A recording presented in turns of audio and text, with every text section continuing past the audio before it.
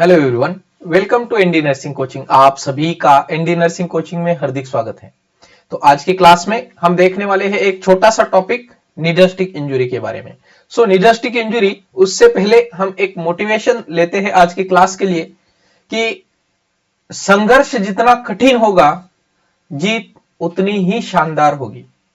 इसीलिए हमारा जो रोज का एक टारगेट है, रोज का एक जो गोल है, उस गोल को ध्यान में रखते हुए आज की एक और क्लास हम आगे बढ़ा रहे हैं। तो स्टार्ट कर देते हैं आज की क्लास को। तो आज की क्लास में हम देखने वाले हैं definition and epidemiology of needle stick injury, कि कितने लोगों में नीडल स्टिक इंजरी होती है। देन कॉमन पैथोजेंस जो कि नीडल स्टिक इंजरी के द्वारा ट्रांसफर होते हैं। देन कुछ ट्रांसमिशन प्रोबेबिलिटी की, एचआईवी की कितने ट्रांसमिशन हो सकते हैं, एचसीवी के कितने हो सकते हैं। Then most common causes and high risk factors for this needle stick injuries, कि कौन सी प्रोसीजर में नीडल स्टिक इंजरी होती है। और उसकी सबसे इंपॉर्टेंट है मैनेजमेंट, क्या करना है, क्योंकि यहां से कई सारी एग्जाम में क्वेश्चन पूछे गए हैं। देन हम देखेंगे post exposure prophylaxis, pre exposure prophylaxis. Then HIV और एचसीवी के लिए क्या ट्रीटमेंट है, और कुछ इंपॉर्टेंट प्रीवियस ईयर क्वेश्चंस हम देखेंगे। स्टार्ट कर देते हैं नीडल स्टिक इंजरी। क्या है नीडल स्टिक इंजरी? अगर डेफिनेशन की हम बात करें, it is an accidental skin penetrating stab wound from a hollow bore needle or a other sharp containing another's blood or body fluid. Okay, तो ये कुछ नहीं है, ये एक्सीडेंटली हो रहा है। जब हम हॉस्पिटल के अंदर काम कर रहे हैं, कोई लेबोरेटरी में काम कर रहे हैं, तो जिसमें किसी और पर्सन का अगर ब्लड लगा हुआ है, इन्फेक्टेड जो नीडल है, वो नीडल या कोई भी शार्प ना, this is we should not call it as only the needle stick injury, sharp injury हम कह सकते हैं इसको। ओके, किसी भी शार्प से अगर हमने इन्फेक्टेड शार्प से अगर हमारे बॉडी पार्ट को इंजुरी हो जाती है, that is called as needle stick injury. Okay, it is also called as an percutaneous injury. Percutaneous क्यों कह रहे हैं इसको? Because it is breaking our skin. Okay, it is breaking our skin integrity. क्या break करते हैं? ये skin integrity को ब्रेक करते हैं। Okay, so it is the most common occupational hazard है in the nursing field. Okay, क्योंकि हम डायरेक्टली पेशेंट के साइड में वर्क करते हैं। ओके, तो ये हमारे लिए बहुत ज्यादा खतरनाक है। और दूसरे है जो कि उस वेस्ट को हैंडल करते हैं, that is our multitasking workers and the housekeeping staff. अब इन सब में the main thing is this 3 pathogens. देखिए, अराउंड 20 पैथोजेंस, अलग अलग प्रकार के 20 प्रकार के पैथोजेंस यहां पे ट्रांसफर हो सकते हैं, बट उनके ऊपर ट्रीटमेंट है। But this 3 are life threatening है। ओके, एक बार हो गया तो हो गया। ओके, ये लाइफ थ्रेटनिंग है, that is why we consider this triple H factor. Okay, triple H factor, ये ट्रिपल एच फैक्टर कौन से है? हेपेटाइटिस बी वायरस, एचबीवी जिसको कहेंगे, hepatitis C virus and HIV virus, human immunodeficiency. ओके, okay so 3 pathogen most commonly transfer होते हैं, या मोस्ट कॉमनली कहने से अच्छा है कि इनके ऊपर हम ज्यादा ध्यान देते हैं। ओके, तो हेपेटाइटिस बी के लिए हमारे पास पहले से ही वैक्सीन अवेलेबल है, तो हम उसको पहले ही प्री एक्सपोजर प्रोफाइलेक्सिस वैक्सीन दे देंगे। हेपेटाइटिस सी के लिए ना तो वैक्सीन है ना इम्यूनोग्लोबिन है, तो हेपेटाइटिस सी जो है एक बार हो गया तो इसके ऊपर कोई इलाज नहीं है। ओके, इसमें हम ओनली एंटीबॉडीज दे सकते हैं। देन एचआईवी, एचआईवी के अंदर एक बार अगर एचआईवी हो गया तो इट मींस इसके ऊपर भी कोई अभी तक परमानेंट सॉल्यूशन अभी तक नहीं है। Okay, so that is why this 3 common pathogens are important for this needle prick injury. तो कुछ इंपॉर्टेंट क्वेश्चन पूछे जाते हैं डायरेक्टली वन लाइनर, जैसे कि most infectious virus in NSI. तो मोस्ट इंफेक्शियस बोला है आपको। ओके, मोस्ट इंफेक्शियस अगर पूछा जाए तो दैट इज हेपेटाइटिस बी या एचबीवी, जिसका चांसेस होता है 30%। एचबीवी का चांसेस है 30%। इसका मतलब अगर 3 लोगों में नीडल स्टिक इंजरी होती है तो इसमें एक पर्सन को एचबीवी होने का चांसेस हो सकता है। मतलब 3 पर्सन एचबीवी पॉजिटिव पर्सन की अगर किसी को इंजरी होती है तो उसमें से एक चांसेस है कि उस पर्सन में एचबीवी ट्रांसफर हो। क्यों? Why it is most infectious? क्योंकि ये जो एचबीवी का बैक्टीरिया है, एचबीवी का जो वायरस है, ये वायरस अराउंड 7 डेज तक ड्राई एरिया में रह सकता है। 7 दिन तक अगर वो नीचे गिर जाए तो वो उसको कोई भी खाने के लिए कोई जरूरत नहीं है, ये 7 दिन तक ऐसे ही रह सकता है। सूखे खून पर भी ये एचबीवी वायरस 7 दिन तक जी सकता है। Okay, that is why it is an most infectious. Word exam question में यही ध्यान रखना कि क्या पूछा गया है। इन्फेक्शियस अगर है तो वो एचबीवी है, 30% चांसेस, 1:3 का रेशियो है। देन मोस्ट कॉमन कॉज क्या हो सकता है? सो कॉमन कॉज है recapping of needle. Okay, it is around 30% person जो है वो रिकैप करते हैं और उसी दौरान उनको नीडल स्टिक इंजरी होती है। Then colour of sharp container, ये तो बेसिक कलर है तो ये आपको पता ही होना चाहिए। शार्प कंटेनर कैसा होता है? Puncture proof, tamper proof, white translucent container, क्या बोलते हैं इसको? ये प्रॉपर इसका नाम क्या है? Puncture proof, tamper proof, white. White क्यों? क्योंकि इसमें ट्रांसपेरेंसी होनी चाहिए, ट्रांसपेरेंट कंटेनर। ओके, ये इसका प्रॉपर नाम है, puncture proof, tamper proof, white transparent container. Okay, first action after NSI, needle stick injury के बाद फर्स्ट एक्शन, फर्स्ट बोला है, यहां पे फर्स्ट बोला है तो फर्स्ट होगा हमारा wash the hand with soap and water. यहां पे कोई भी हम सॉल्यूशन यूज नहीं करेंगे। क्लियर? कोई भी antiseptic solution, soap and water से हमें हैंड को वॉश करना है। सो कौन सी एरियाज में कौन से प्रोसीजर के दौरान नीडल स्टिक इंजरी हो सकती है? तो ऐसी कोई भी प्रोसीजर जो हॉस्पिटल में या लेबोरेटरी में हम परफॉर्म करते हैं जिसमें शार्प इंक्लूडेड है। ओके, जिसमें शार्प इंक्लूडेड है। अब समझ सकते हैं, मान लो कोई पेशेंट का आपके स्किन के ऊपर ब्लड गिर गया। ओके, स्किन के ऊपर ब्लड गिर गया, उसमें कोई शार्प नहीं था, ना ही आपको शार्प इंजरी हुआ है, तो क्या इंफेक्शन होने के चांसेस बहुत ज्यादा है? यहां पे चांसेस रेयरली होता है। ओके, जब ये इंजरी या जब हमारा जो कांटेक्ट है बॉडी फ्लूइड से वो स्किन का ब्रेकडाउन होने के बाद जो बनता है, then only there are very high chances of getting this infections. So high risk activities कौन सी है? First one and the most common is the recapping of needle. तो हमेशा कभी भी रिकैपिंग नीडल नहीं करनी चाहिए। तो क्या करना है? तो हमें single hand scoop method use करनी चाहिए। कौन सी method sir? Single hand scoop method. ये सिंगल हैंड स्कूप मेथड क्या होती है? तो सिंगल हैंड स्कूप मेथड में ये नीडल है, सॉरी ये सिरिंज है विथ फिक्स नीडल और ये इसका कैप है। ओके, अब मैं क्या करूंगा, तो ये इस तरह से मोस्टली पीपल लगाते हैं और ये नीडल साइड में जाके हमारी हाथ में प्रिक हो सकती है। हम क्या करेंगे, इस नीडल को और इस कैप को एक फ्लोर पे रख के इस तरह से इस कैप के अंदर नीडल को इंसर्ट करेंगे, इसको इस तरह से करके फिर हम जो कैप है उसको बंद करेंगे। तो that is called as single hand scoop method. Okay, single hand scoop method. अब और कौन सा एरिया है जो कि transferring body fluid from syringe to vial. Okay, syringe to vial अगर बॉडी फ्लूइड ट्रांसफर कर रहे हैं, failure to dispose of sharp immediately, वो कोई भी कंडीशन हो आपको शार्प को इमीडिएटली डिस्कार्ड करना चाहिए। ओवरफिल्ड शार्प कंटेनर कब खाली करना चाहिए सर? जब 3/4 भर जाए, जब 3/4 भर जाए तभी खाली करना है। ओके, तभी इस शार्प कंटेनर को खाली करना है। ये क्वेश्चन भी पूछा गया है। Okay, the sudden patient movement during injection, जब आपका थेरेपी का टाइम है, मेडिकेशन का टाइम है, उस दौरान आप फोकस करिए कि मेडिकेशन ही दे। एक साइड में पेशेंट भेज रहे हैं, एक साइड में पेशेंट आ रहा है और उस दौरान अगर कुछ आपका थोड़ा सा फोकस नहीं रहेगा तो नीडल स्टिक इंजरी के चांसेस ज्यादा है। और हड़बड़ी में कोई भी काम नहीं करें।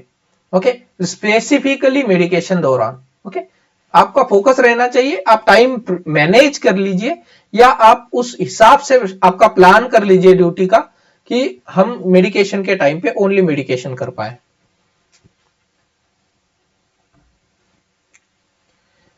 So this is a single hand scoop method. देख लीजिए यहाँ पे किस तरह से परफॉर्म कर रहे हैं। तो ये this is an incorrect technique, ये इनकरेक्ट है। हमने क्या किया, ये फिक्स नीडल है और इस तरह से इसको करने का चांस प्रयास कर रहे हैं, लेकिन कभी कभी क्या हो सकता है, ये नीडल इधर जाके चुभ सकती है। तो हमें क्या करना है, नीडल को जो कैप है उसको एक प्लेटफॉर्म पे रखना है और इस तरह से नीडल को उसमें इंसर्ट करके ऊपर करने के बाद खींचना है। Okay, so this is an single hand scoop method. Sharp disposal, कैसे डिस्पोज करेंगे शार्प? तो हमारे पास अलग अलग प्रकार के कलर कोडेड कंटेनर्स हैं। कौन से हैं?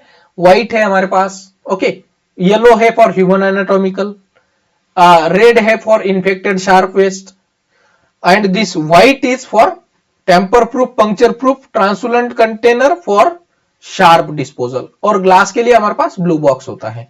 ओके, तो ये कंटेनर जो है वो पीपीसी के पंक्चर प्रूफ कंटेनर जिसको बोलते हैं, उसकी लिमिट होनी चाहिए 3/4 भरने के बाद। ओके, कब भरने के बाद? 3/4। ये एग्जाम में रिपीटेड क्वेश्चन है। ट्रीटमेंट क्या होनी चाहिए ये शार्प की?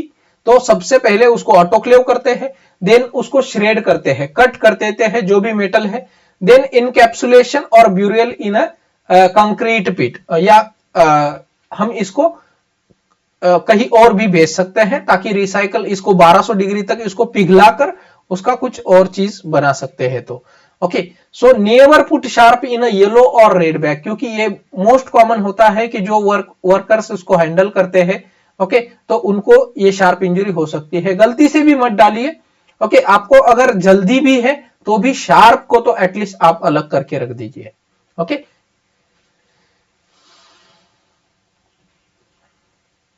so one previous year question, used needle should be discarded in which color coded container? जो needle यूज हो गई है उसको कहां पे डालेंगे? तो यूज हो या अनयूज हो, वो तो पंक्चर करने ही वाली है। ओके, तो उसको हमें डालना है हमेशा पंक्चर प्रूफ कंटेनर के अंदर, पंक्चर प्रूफ कंटेनर में ही डालना है। येलो बैग में क्या जाएगा? ह्यूमन एनाटॉमिकल वेस्ट सारा। Okay, human anatomical waste.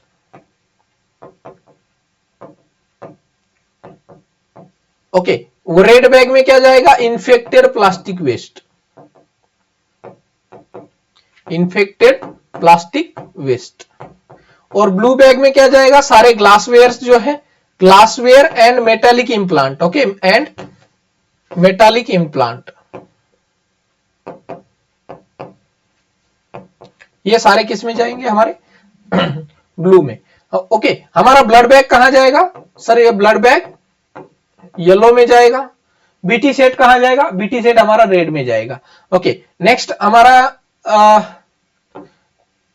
Yesterday की क्लास में मैंने पूछा था आपको, ओके, ग्लूकोज स्ट्रिप किसमें हम डालेंगे? तो सभी लोगों से कमेंट करना है। तो उसका आंसर था हमारा ग्लूकोज स्ट्रिप जो है वो हमेशा पेपर की रहती है, और पेपर की इसीलिए हम ग्लूकोज स्ट्रिप कहां पे डालेंगे सर?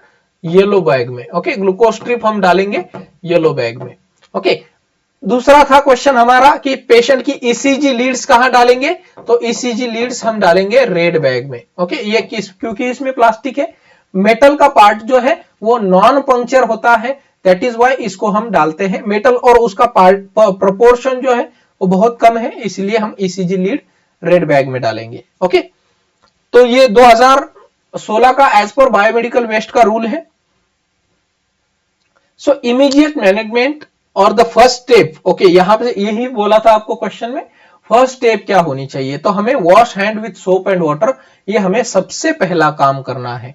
ओके, तो इसमें soap and water he use करना है, कोई भी आप एंटीसेप्टिक सॉल्यूशन ना यूज करें। ओके, और जितना ब्लड आ रहा है उसको आने देना है और नेचुरली उसको बहने देना है, क्योंकि अगर हम स्क्वीज या सक करेंगे उसको तो उसमें जो रिवर्स जाने का चांसेस है पैथोजन का वो ज्यादा बन जाता है। अगर आंख में चला जाए या माउथ में चला जाए तो माउथ को रिंस करना है प्लेंटी ऑफ वाटर के साथ। ओके, अभी कोई कोई हॉस्पिटल में हो या फिर लेबोरेटरी में हो या ब्लड बैंक में हो, आपको आई वॉशर भी मिलेंगे। एक स्पेशल प्रकार के टैप है जिसका जो पानी का बहाव है वो ऊपर की तरफ होता है, आपको तो बस टैप चालू करके वहां पे आपका फेस लेके रखना है और ताकि ये प्रॉपरली वॉश कर पाए।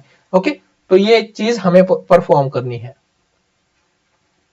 व्हाट नॉट टू डू, क्या नहीं करना है, तो हमें क्या नहीं करना है, स्क्वीज नहीं करना है, रब नहीं करना है, क्योंकि यहां पे अगर स्क्वीज रब करेंगे तो ब्लड फ्लो बढ़ेगा और ब्लड फ्लो बढ़ेगा तो ये पैथोजन अंदर जाने के चांसेस ज्यादा है। डू नॉट सक and do not use any bleach और एंटीसेप्टिक सॉल्यूशन। ओके, कोई भी, क्योंकि ये डैमेज करेगा टिश्यू को, और टिश्यू डैमेज हो गया इसका मतलब वायरस को और अच्छा है कि वो उसके ऊपर बैठकर जिंदा रह सकता है। The correct action for the I splash, अगर आई स्प्लैश हो गया तो क्या करेक्ट एक्शन है हमारे पास, आई स्प्लैश में क्या करेक्ट एक्शन है, तो हमें फ्लश विथ वाटर और सलाइन। ओके, बेसिकली वाटर ही अच्छा रहता है। Then do we squeeze the wound, हमें स्क्वीज करना है क्या, कभी भी नहीं, कभी नहीं करते हैं। रिपोर्ट इंसिडेंट टू, किसको इंसिडेंट रिपोर्ट करेंगे, तो इन्फेक्शन कंट्रोल ऑफिसर को सबसे पहले, तो हमें हमारे सुपरवाइजर को बताना है या हमारे सीनियर अथॉरिटी को बताना है, और फिर इन्फेक्शियस डिसीज का जो भी स्पेशलिस्ट होगा उनसे हम ट्रीटमेंट लेंगे।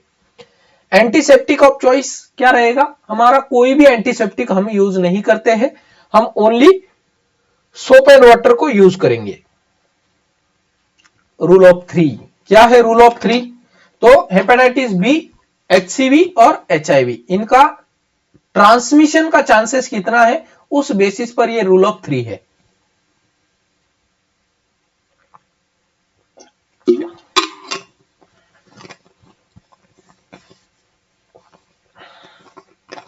तो as per this rule of 3 यहां पे 2-3 चीजें कॉमन है।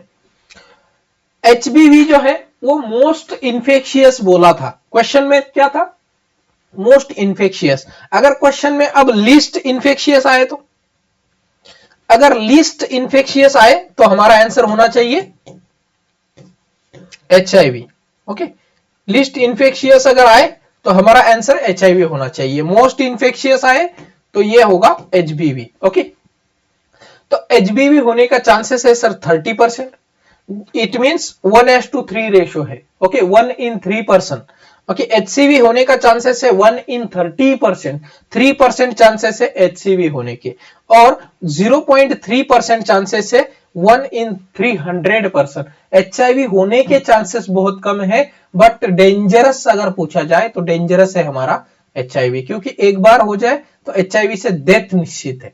ओके, तो और इसके कॉम्प्लिकेशंस भी बहुत ज्यादा है, तो इसलिए ये इसका रूल ऑफ 3 पता होना चाहिए। Okay, then factor increasing HIV risk, तो कौन से फैक्टर इंक्रीज करते हैं एचआईवी की रिस्क को। सर एचआईवी क्यों डिस्कस कर रहे हैं, क्योंकि इसके ऊपर अभी तक ट्रीटमेंट भी नहीं है और ये फेटल है।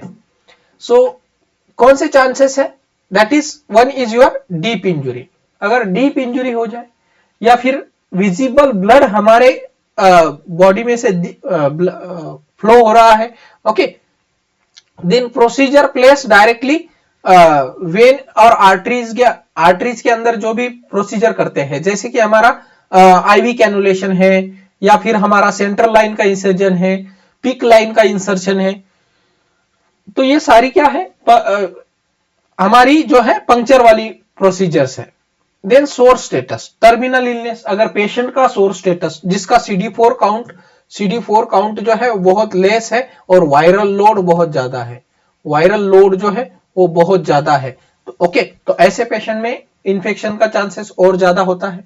और डिवाइस जो कि अगर बड़ी नीडल है, ओके, सॉलिड और बड़ी नीडल है तो वो पंक्चर भी अच्छे से कर सकती है। हेपेटाइटिस बी का रिस्क, हेपेटाइटिस बी का रिस्क जो है HbSAg पॉजिटिव और HbSAg SbSEg, EG का मतलब होता है active form of HbSAg। Okay, HbSEg क्या है, ये एक एक्टिव फॉर्म में है, मतलब ओनली पेशेंट HbSAg पॉजिटिव है और एक है एक्टिव फॉर्म में पॉजिटिव है। ओके, तो उसका रिस्क होता है 30 to 62%। Okay, which is an highly replicable होता है। लेकिन HbA पॉजिटिव और HbEAg नेगेटिव है तो यहाँ पे रिस्क का चांसेस देख लीजिए ऑलमोस्ट डबल से कम हो जाते हैं। ओके, सो इसीलिए हमेशा टाइटर चेक करते रहना चाहिए। ओके, हमेशा पेशेंट का भी जो भी HbA पॉजिटिव है उसका भी टाइटर चेक करते रहना चाहिए। HBV is hardly virus survive on the surface for the 7 days, इसीलिए ये मोस्ट इन्फेक्शियस है। ओके, प्रिवेंशन क्या कर सकते हैं? बेस्ट प्रिवेंशन है हमारे पास। ओके, बेस्ट डिफेंस, ये वर्ड आपको एग्जाम में देखने को मिलेगा। बेस्ट डिफेंस क्या है? तो हमारा 0, 1 और 6 मंथ, क्या ये डोज है हमारे हेपेटाइटिस बी के, तो ये भी याद रखना। कब कब है? 0 मतलब आज लगा लिया तो आज से 1 महीने के बाद, और फिर हमारा 0 डोज से 6 महीने के बाद।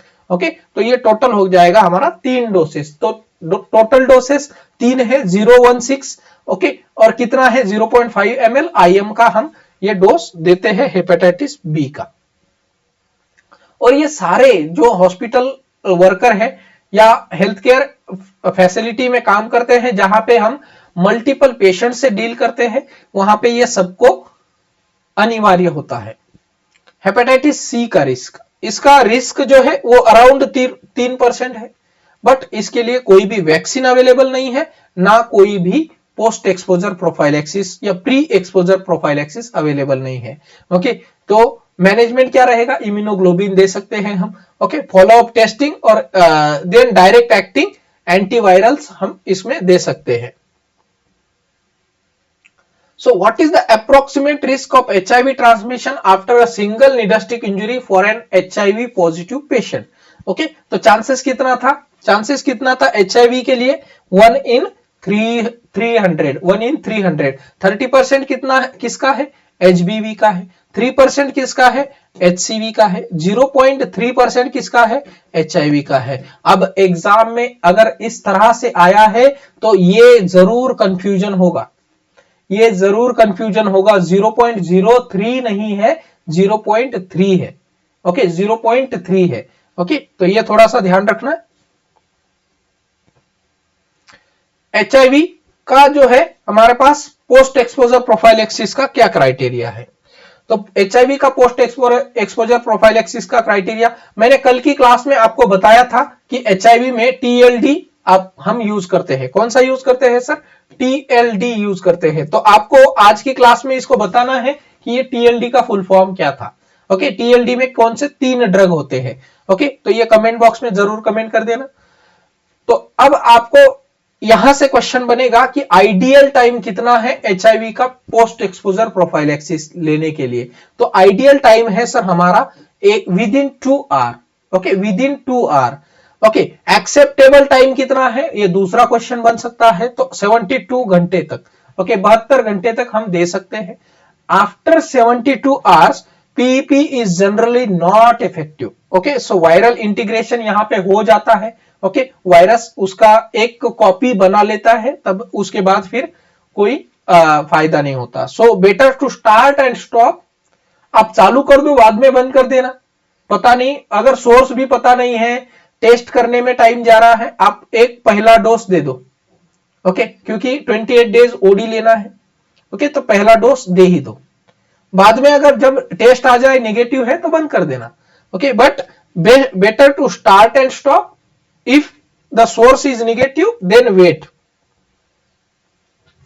HIV का पोस्ट एक्सपोजर प्रोफाइलैक्सिस का रेजिमेन क्या है? तो यही आपको पूछा गया था। TLD का रेजिमेन है जो कि हमारा WHO भी रिकमेंड करता है और NACO भी रिकमेंड करता है। Okay, so TLD that is tenofovir 300, lamivudine 300 and dolutegravir 50 mg। ये तीनों हमें देनी है once in a day for 28 days. Okay, अब यहां पे इंपॉर्टेंट है कि ये 3 डोज जब हम दे रहे हैं तो पेशेंट में क्या क्या कंप्लेन रहेगी? तो पेशेंट में जो नॉर्मल कंप्लेंट है, वोमिटिंग है, डायरिया है, पेशेंट को जो है वो फटीग लगेगा, बहुत वीक लगने लगेगा, क्योंकि ये क्या है? ये हमारे ये वायरस लोड को कम करने वाली एंटीवायरल थेरेपी है जो कि हमारी बॉडी को वीक करने लगती है। तो जो कॉमन चीजें हैं ये पेशेंट बताएगा, लेकिन ट्रीटमेंट उसको हमें कंटिन्यू करनी है for 28 days, once in a day ये टीएलडी देनी है। तो क्या क्या है इसमें, tenofovir 300, lamivudine 300 and 50 mg of dolutegravir. Duration कितना होना चाहिए, तो ड्यूरेशन जो है 28 डेज तक, 0 डेज पे हमें ओडी देना है। ओके, HIV HbA1c वो दोनों का हमें अगर पता नहीं है तो दोनों का भी टेस्ट करवाना है। फॉलोअप कब करना है, 6 वीक्स, 3 मंथ और 6 मंथ जरूर बनेगा। ओके, जरूर क्वेश्चन बनेगा सर 6 वीक, 3 मंथ और 6 मंथ, मतलब 6 वीक पे एक टेस्ट होगी, 3 मंथ पे एक टेस्ट होगी और 6 मंथ पे एक टेस्ट होगी। Okay, counselling, practice safe sex during the this period, then no donation during this, blood donation during this period. ना तो सोर्स करेगा ना ही हमारा स्टाफ करेगा। Rapid fire one liner, maximum time to start HIV। Okay, maximum time पूछा है तो मैक्सिमम है हमारा 72 घंटे, और हमारा आइडियल टाइम कितना है, आइडियल टाइम कितना है तो 2 hour, within 2 hours. Okay, within 2 hours हमें ये स्टार्ट करना है। Duration of HIV post exposure prophylaxis, तो ड्यूरेशन होता है पोस्ट एक्सपोजर के लिए 28 दिन ओडी हमें यहां ड्रग देना है। Preferred drug for post exposure prophylaxis, तो प्रेफर्ड है टीएलडी, टिनोफ्लोविर, लामिउडिन और डोलुटेग्राविर 50 mg।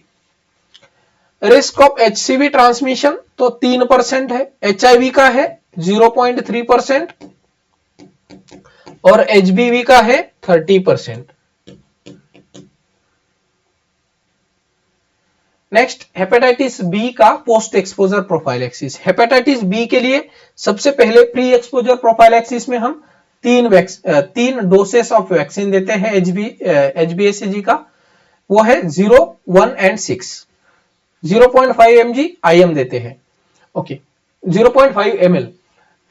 If the healthcare worker is unvaccinated or non-immune, unvaccinated मतलब जिसने कभी वैक्सीन लिया ही नहीं या इनकम्प्लीट डोज लिया है, ओके, तो उसको हम अनवैक्सीनेटेड ही बोलेंगे। नॉन इम्यून मतलब जिसका टाइटर जो है वो लेस देन 10 मिली इंटरनेशनल यूनिट पर ml है। ओके, तो ऐसे पेशेंट में हमें क्या करना है, if the HbA1c source is positive, okay, patient जो है HbA1c पॉजिटिव था तो हमें क्या करना है, HBIG देने पड़ेंगे। ओके, 1 स्टार्ट, ओके 1 स्टैट देना है और वैक्सीन का कोर्स हमें स्टार्ट करना है। वैक्सीन का 0 डोज और HBIG का स्टैट डोज। अगर सोर्स नेगेटिव है तो वैक्सीन का सीरीज स्टार्ट करना है। ओके, अगर सोर्स अननोन है तो वैक्सीन और HBIG एज पर दिस टाइटर के लेवल पर। हेपेटाइटिस बी का रेस्पॉन्डर के लिए क्या है, okay, so if the health care worker is vaccinated completely और उसका टाइटर जो है वो मोर देन 10 है, सॉरी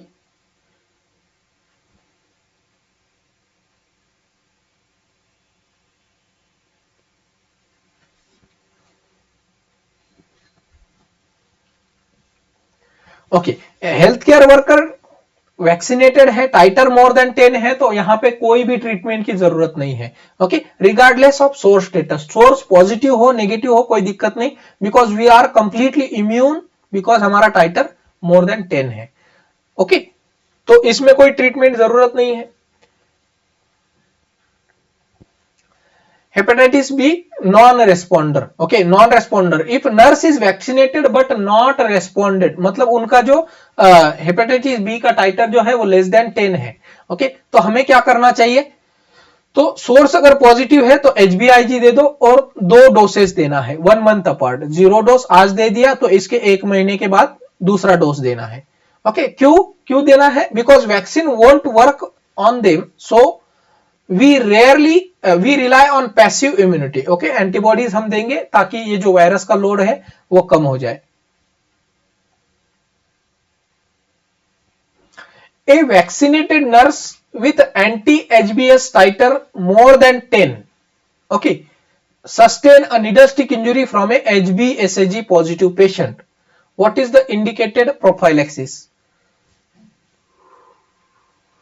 तो इसमें हमने बताया था अगर नर्स HBsAg का वैक्सीन कंप्लीट डोज ले चुके हैं और टाइटर भी मोर देन 10 है तो सिंपल है, इसमें कोई ट्रीटमेंट की जरूरत नहीं है। ओके, HBIG तो किसी में भी नहीं देते हैं, हम सिंपल HBIG नहीं देते हैं, हम हमेशा HBIG प्लस वैक्सीन का सीरीज स्टार्ट करते हैं। हेपेटाइटिस सी के लिए क्या प्रोटोकॉल है? तो प्रोफाइलैक्सिस, कोई भी प्रोफाइलैक्सिस अवेलेबल नहीं है, ना वैक्सीन है ना इम्यूनोग्लोबिन्स है। तो एक्शन क्या करनी है? बेसलाइन टेस्टिंग करनी है एंटी HCV के लिए एंड ALT टेस्ट करना है। फॉलोअप टेस्टिंग करनी है 4 to 6 मंथ में। If the seroconversion occur, अगर सीरो कन्वर्जन हो गया, ओके, PCR टेस्ट पॉजिटिव आ गया, तो हेपेटोलॉजिस्ट को रेफर करना है। ट्रीटमेंट क्या देंगे? डायरेक्ट एक्टिंग एंटीवायरल ड्रग्स देंगे that can cure the HCV infection if occur. Okay, tetanus prophylaxis, tetanus में क्या है? तो टिटेनस हमेशा सभी हेल्थ केयर वर्कर को लेना चाहिए जिसका जो टाइम ड्यूरेशन है वो 5 से 10 साल में। Okay, within 5 to 10 hour हमें 5 to 10 ईयर्स में हमें टिटेनस का वैक्सीन लेना चाहिए। कितना डोज है सर? 0.5 ml IM हम देते हैं। ओके, अननोन हिस्ट्री है तो कोई भी पेशेंट का अगर अननोन हिस्ट्री है या स्टाफ को भी पता नहीं है तो हमें ये टीटी का इंजेक्शन दे देना चाहिए। ओके, रिपोर्टिंग एंड डॉक्यूमेंटेशन, हमेशा रिपोर्ट करना जरूरी है। ओके, और ये जो है ये स्टाफ की फाइल में नहीं लगाना है ये रिकॉर्ड। ओके, ये स्टाफ की फाइल में नहीं लगाना है, तो ये कहां पे लगाना है? ये हमें लगाना है हॉस्पिटल की लीगल डॉक्यूमेंट में। क्यों? Because it's an legal procedure जो कि हम परफॉर्म कर रहे हैं। कभी भी अगर कुछ दिक्कत होती है तो हम ये कहीं पे भी दिखा सकते हैं कि yes, the staff has got the needle stick injury and we provide him the correct treatment as per the guideline. Okay, staff file में आप ओनली एंट्री कर सकते हो, फॉर्म ये स्टाफ फाइल में नहीं जाएगा, ना ही स्टाफ को कोई मेमो मिलना चाहिए। ओके, इस चीज के लिए कोई भी मेमो नहीं है because it is not an fact fault finding, ये फैक्ट है जो कि हो ही सकता है, चांसेस है। अब ऐसा कोई भी अस्पताल नहीं होगा जिसमें नीडल स्टिक इंजरी होती ही नहीं है, होता है, हर अस्पताल में होगा बिकॉज ये ह्यूमन एरर है, हो सकता है।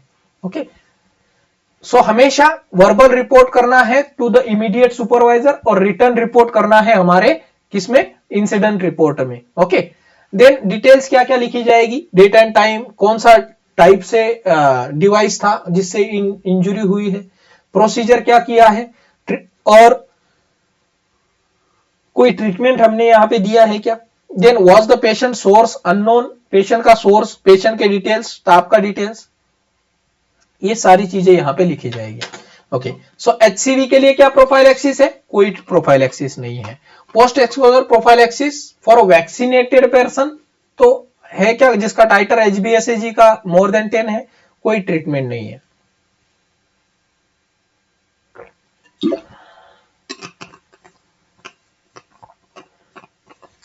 अब टिटेनस का डोज कितना है? 0.5 ml IM देना है। इंसिडेंट रिपोर्ट नीडेड है क्या? यस, इंसिडेंट्स हमेशा रिपोर्ट करना है। Universal versus standard precaution, universal precaution क्या था कि ये ओल्ड टर्म थी जिसमें ओनली फोकसिंग हम ब्लड के ऊपर कर रहे थे। स्टैंडर्ड प्रिकॉशन यह कहता है कि यहां पे हम ऑल बॉडी फ्लूइड, यहां पे सारे बॉडी फ्लूइड, चाहे वो वोमिटस हो, यूरिन हो, एक्सेप्ट स्वेट। ओके, स्वेट को नहीं पकड़ते हैं as a for standard precaution, बाकी सभी बॉडी फ्लूइड को हम क्या कहेंगे? अगर बॉडी फ्लूइड से कांटेक्ट होता है तो स्टैंडर्ड प्रिकॉशन फॉलो करने हैं। स्टैंडर्ड प्रिकॉशन में क्या क्या चीजें आती है? 9 चीजें आती है स्टैंडर्ड प्रिकॉशन के अंदर। 9 चीजें कौन सी है?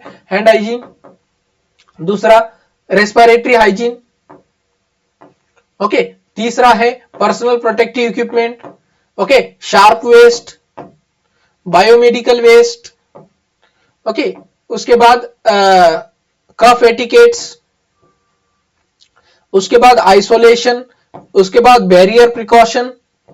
ओके, ये सारे इस तरह से 9 पैरामीटर्स है जो कि स्टैंडर्ड प्रिकॉशन में फॉलो करने हैं। ओके, की एलिमेंट्स फॉर एनएसआई कौन से हैं? तो नीडल स्टिक इंजरी के अंदर हमें हमेशा प्रिवेंशन के लिए हैंड हाइजीन परफॉर्म करना चाहिए, पर्सनल प्रोटेक्टिव इक्विपमेंट यूज करने चाहिए, सेफ इंजेक्शन कभी भी रिकैप नहीं करना है, और safe waste disposal. Needle destroyer और सेफ्टी डिवाइसेस यूज करें, जैसे कि ये सेल्फ रिट्रैक्टेबल नीडल है। ओके, जैसे ही इंजेक्शन दिया जाएगा इसमें एक स्प्रिंग लगी हुई है, वो नीडल सिरिंज के अंदर चला जाएगा। ओके, ये बर्नर अभी भी पता नहीं है, but as per latest guideline needle burner use नहीं करने हैं, नीडल कटर यूज नहीं करने हैं, बट पता नहीं कोई अस्पताल अभी क्यों रखते क्यों है। ओके, क्योंकि जो भी नीडल है वो डायरेक्टली हमें वैसे के वैसे पंक्चर प्रूफ कंटेनर में डालनी है। ओके, तो ये यूज कर रहे होंगे तो आप वापस एक बार लेटेस्ट गाइडलाइन चेक कर लीजिए और उस पॉलिसी को इंप्लीमेंट कीजिए, क्योंकि ये बर्न या नीडल कट करते समय भी हॉस्पिटल स्टाफ को जो है वो नीडल प्रिक इंजरी हो सकती है। ओके, तो इसको एक बार इंप्लीमेंट कर देना। Counselling the HCV, health care worker को क्या काउंसलिंग कर सकते हैं? तो उनको पहले तो साइकोलॉजिकल सपोर्ट दो। Okay, advice during window period, जो एडवाइस है आपको देनी है, ब्लड डोनेशन नहीं करना है। Okay, breast feeding if the avoid breast feeding if high risk है। ओके, हाई रिस्क मदर है तो उसमें नहीं देना है। ओके, और सपोर्ट प्रोवाइड करना है। टेस्टिंग शेड्यूल क्या होना चाहिए? 0, 6, 3 and 6। Okay, 0, 6 week, 3 month, 6 month. Okay, क्योंकि ये क्या है, 6 मंथ तक विंडो पीरियड रहता है, तो उस दौरान सीरो कन्वर्जन होने का चांसेस ज्यादा है। Which of the following is the correct method to recap the needle if absolutely necessary? जैसे कि इंसुलिन की सिरिंज है, अब कोई पेशेंट इंसुलिन की सिरिंज हर डोज के लिए प्रेफर नहीं कर पाएगा क्योंकि उसका कॉस्ट थोड़ा ज्यादा होता है, तो इसमें क्या कर सकते हैं, उसमें हमारे पास ऑप्शन नहीं है, तो हम क्या कर सकते हैं, इसमें सिंगल हैंड स्कूप मेथड को परफॉर्म करेंगे। The first action of a nurse after sustaining a needle stick injury with A contaminated needle. Okay, तो क्या एक्शन होगा? फर्स्ट हमारा रिपोर्ट टू द सुपरवाइजर या wash with soap and water. तो हमारा correct answer होगा option C. तो कुछ गोल्डन पॉइंट्स, प्रिवेंशन, हमेशा कभी भी रिकैप नीडल नहीं करनी है। Okay, then disposal sharp waste, कोई भी कंडीशन हो शार्प, एटलीस्ट शार्प वेस्ट वहां के वहां पे डाल दो। ओके, फर्स्ट एड जो है, फर्स्ट एड में हमेशा सोप एंड वाटर, कोई भी हम सॉल्यूशन जो कि एंटीसेप्टिक सॉल्यूशन वो नहीं यूज करेंगे। रिस्क ऑफ चांस कितना है? तो रूल ऑफ 3 है, 3% for the 30% for HbSAg, 3% for HCV और 0.3% for HIV। Then hepatitis B के लिए पोस्ट एक्सपोजर प्रोफाइलैक्सिस क्या है? हेपेटाइटिस बी के लिए तो हमारे पास हेपेटाइटिस बी का वैक्सीन भी है और इम्यूनोग्लोबिन भी है। HIV के लिए क्या है? तो HIV के लिए हमारे पास क्या है? तो TLD का रेजिमेन है, OD 24 डेज के लिए। HCV के लिए कोई भी प्री एक्सपोजर भी नहीं है, पोस्ट एक्सपोजर भी नहीं है, और रिपोर्टिंग हमेशा करनी है। एग्जाम स्ट्रेटेजीज, तो हमेशा क्वेश्चन को फर्स्ट एक्शन है ओके या बेस्ट एक्शन है, ये दोनों भी। नीडल स्टिक इंजरी के बाद first action, the first action is क्या है? तो वॉश द हैंड। और बेस्ट एक्शन क्या है? तो प्रिवेंशन है। ओके, नीडल स्टिक इंजरी के लिए बेस्ट एक्शन पूछा जाए तो प्रिवेंशन है। चेक हमेशा पेशेंट का स्टेटस चेक करना है, पेशेंट वो लिखा होगा एग्जाम के क्वेश्चन में कि पेशेंट का स्टेटस क्या है, तो वो हमें चेक करना है, वैक्सीनेटेड है या अनवैक्सीनेटेड है। टाइम लाइन कितना है? तो टाइम लाइन रिमेंबर 2 घंटे हमेशा ये आइडियल टाइम है, और मैक्सिमम टाइम अगर है तो वो 72 घंटे है for HIV। And negative questions which is not done, okay not done पूछा जाएगा, which is to be done, not to be done या नॉट डन, यहां पे क्वेश्चन में देखने को मिलेगा। So this was about needle stick injury. बहुत सिंपल छोटा सा क्लास था लेकिन बहुत इंपॉर्टेंट है। ओके, ना कि ओनली हमारे एग्जाम के लिए बट हमारी डेली लाइफ के लिए भी या वर्किंग एनवायरनमेंट में हमें सेफ रहना है। Thank you.